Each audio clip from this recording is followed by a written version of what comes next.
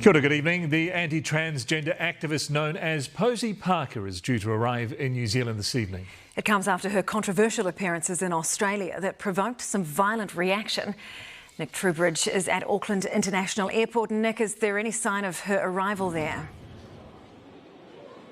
Yeah, good evening, Sam. I believe, if I'm not mistaken, Posie Parker's flight has just landed here in Auckland. I can see just off the corner, at the corner of my eye, that her security detail has arrived on the scene as well. So she is officially in Auckland.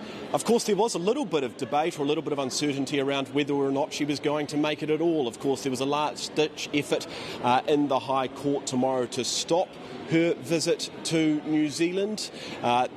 That attempt obviously failed. She is now in the country. William Tiriti has been covering this all week, and he was in the High Court in Wellington this morning. This was Posie Parker's last hurrah in Australia yesterday.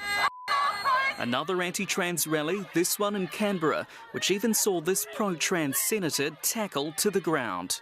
Parker's next stop, New Zealand, after a last-minute bid to stop her failed in court this morning. While I have some considerable sympathy with the applicant's position here, ultimately I'm of the view that their present application for interim orders should be dismissed.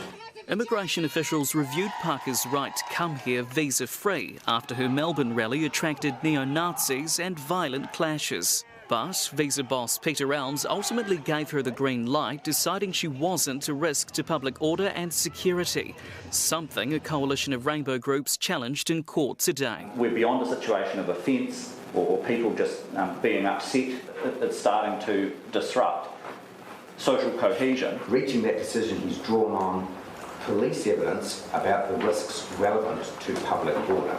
Parker wasn't in court to defend herself, though the Free Speech Union intervened. Free Speech Union says it's not a reasonable limitation in a free and democratic society to restrict entry to New Zealand for the purpose of sharing views with which the applicants disagree. Parker took to social media to thank the group, which had tweeted, "This is the only right result for a nation that values tolerance, debate and free speech." The trans community is feeling scared ahead of two planned rallies this weekend. This is really heartbreaking news for our trans communities. They're planning counter-protests in Wellington and Auckland and are rallying their troops to ensure Parker's rhetoric is drowned out. We really encourage our allies to kind of head to the streets and show their support. Though Parker's counting on support for her message too. I never lose. And she didn't lose today, getting the go-ahead to bring her controversial message to Aotearoa. William Tiriti, Newshub. We're going back now to our reporter Nick Trubridge at Auckland International Airport. Nick, what are we expecting to happen tomorrow?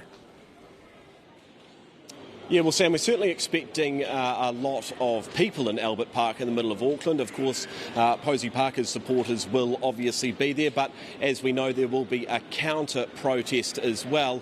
But I think it's the unknowns that have people a little bit on edge about what's going to occur in Auckland. Tomorrow, of course, in Melbourne, we saw neo-Nazis turn up, sort of hitch their wagon to the event that happened there. There are questions over whether the same thing could happen there, and of course those questions are what have led to this debate about whether she should be allowed in the country at all. One thing's for certain is police are taking no chances. We understand there will be a large police presence there tomorrow, as well as a security presence. As I say, Posie Parker's security detail has just arrived on site here and will be there tomorrow. So plenty to come. We will be across it over the weekend. OK, Nick, thank you.